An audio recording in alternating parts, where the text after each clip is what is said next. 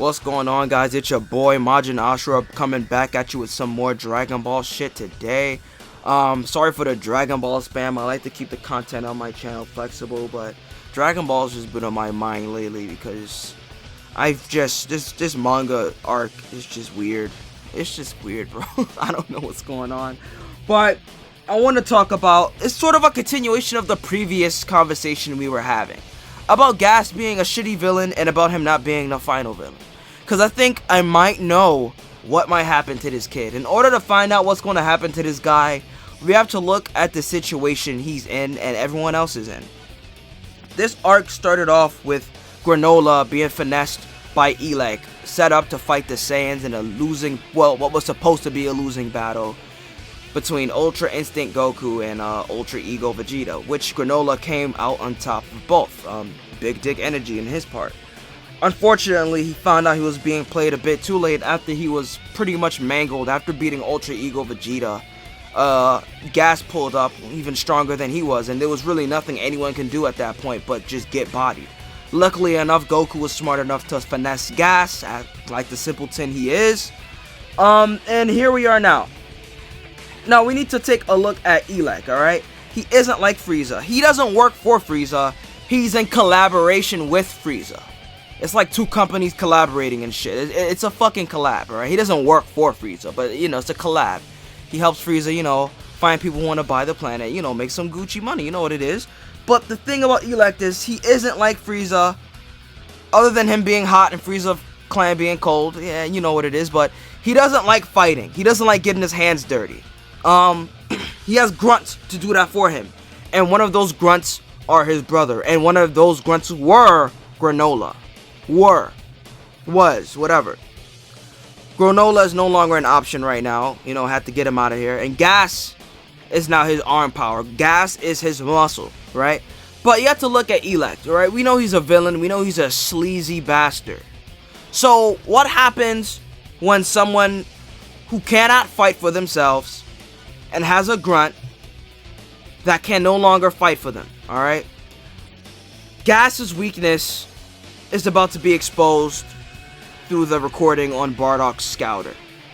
When that happens, I don't know if it's going to be Goku, maybe Vegeta. I'd rather it be Granola, but whatever's going to happen is going to happen, and one of them is going to beat the shit out of Gas. Gas is going to get his ass beat, and he's going to be rendered useless to Elec. What do you think Elec is going to do at that point?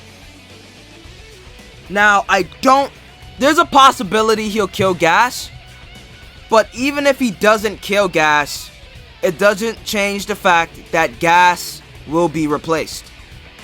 What Elec has is a warrior that has the possibility to not only be as strong as Gas, but stronger than Gas. This, my friends, is where 7-3 comes in. Gas gets his ass beat. He gets 7-3 to grab Gas' neck. You know what happens after that. All of the power 7-3 had from Moro, plus Gas, that's gonna make him the new strongest in the universe. What if the Oracle Fish saw 7-3 as the strongest in the universe? Is that possible? Could be. We also have to remember that the creator of 7-3 is still alive and kicking. Who's to say 7-3 has any loyalty to Elec at all? The only reason why he was fucking with Moro in the first place because he got him out of prison. And he was gonna change the universe for the worse, and he was on board with it, but this dude's pretty much kidnapped by these strangers. But he might have a reason to be loyal. They did pretty much save his life when he was practically left for dead by Moro. So who's to say that he won't feel some sort of drive to help these guys out for a little bit? But in the instance that he has no loyalty to these dudes, and Elec gets 7-3 to grab Gas's neck, what's stopping 7-3 from killing Elec and dipping after that? You know what I mean? No one could stop this man. What's stopping him from going after Goku after that? Which, it's not going to be that easy of a fight, assuming that Granola is going to be fully healed. We're going to have, maybe, I don't know if Vegeta's going to be healed, but I don't think 7-3 even though he might be the strongest in the universe, I don't think the odds of him fighting a fully powered Zenkai boosted Ultra Instinct Goku, a fully powered, assuming Vegeta gets healed, Zenkai boosted Ultra Ego Vegeta, who by the way has the ability to get powerful in real time, just stronger, he just gets multiple amps as you beat his ass, so he's like a power battery that just keeps getting stronger. So that probably isn't a smart thing to do, not that he knows what Ultra Ego could do, so there's really nothing from stopping him. And the double prior strongest in the universe, the previous strongest in the universe, Granola. That's a lot of, those are 3 heavy hitters, alright? Who knows, 7-3 might die this arc, we don't know.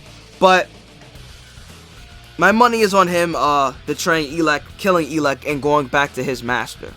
Now his master, his scientist, his creator, what he's gonna have is a new android with not only the power of some ancient fucking demonic goat being, but the power of the strongest in the universe, Gas.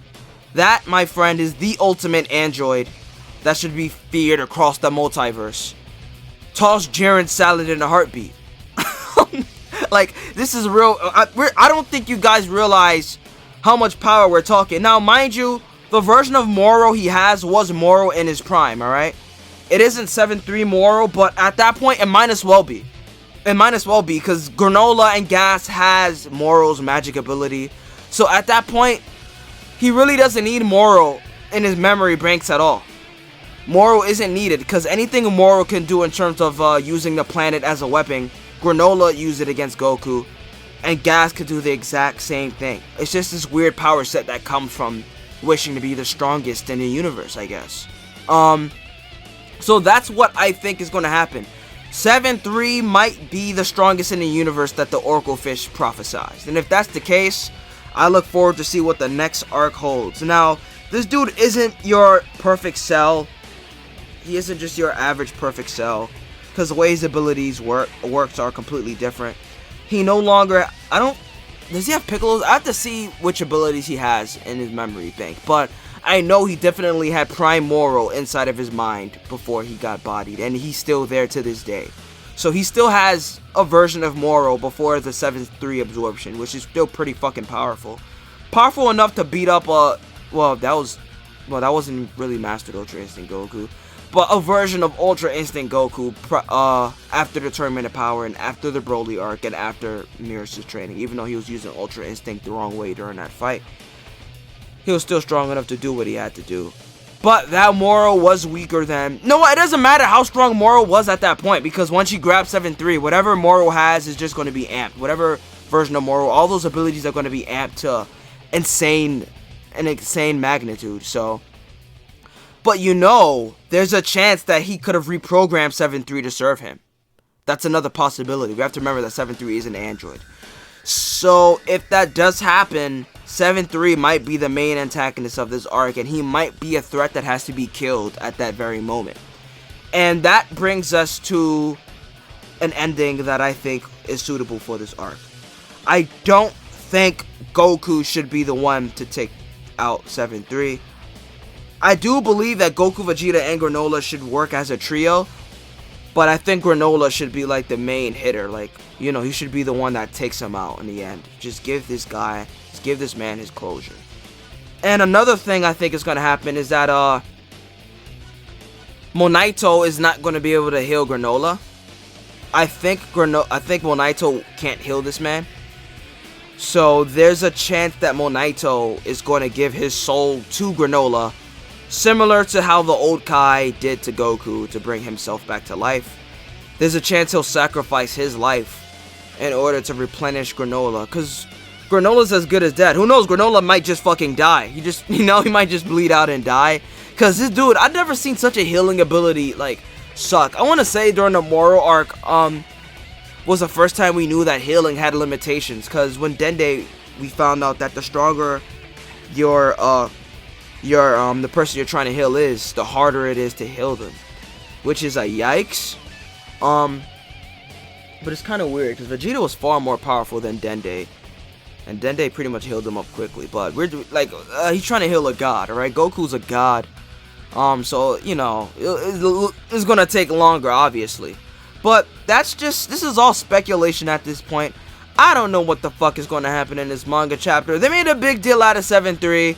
Obviously, they gotta use the guy, right? I don't know what they're playing with him, but it would make sense for him to grab Gas's neck after Gas runs out of fuel, after he gets his ass beat, alright? Because it's gonna happen. I don't know, maybe they grab him by his hair and just beat the shit out of him. He has a weakness. Who knows what it is, but they're gonna find out, and Gas is just, you know, he's gonna be history. But that's pretty much it, guys. Let me know what you guys think is gonna happen.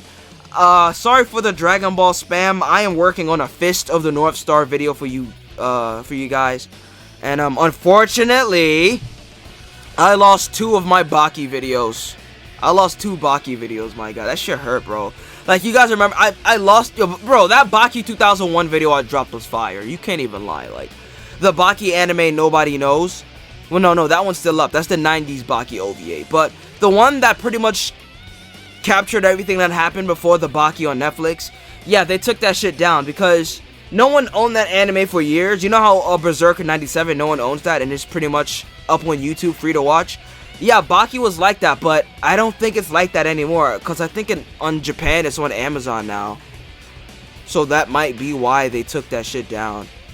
But what's confusing me is that they took down the Netflix one. It wasn't copyrighted by Netflix, but that video could have had footage from the 2001 Baki. So that's probably why they took down my Netflix Baki video. I couldn't fight the copyright. You know, I don't have money like that. I can't go to court. The fuck?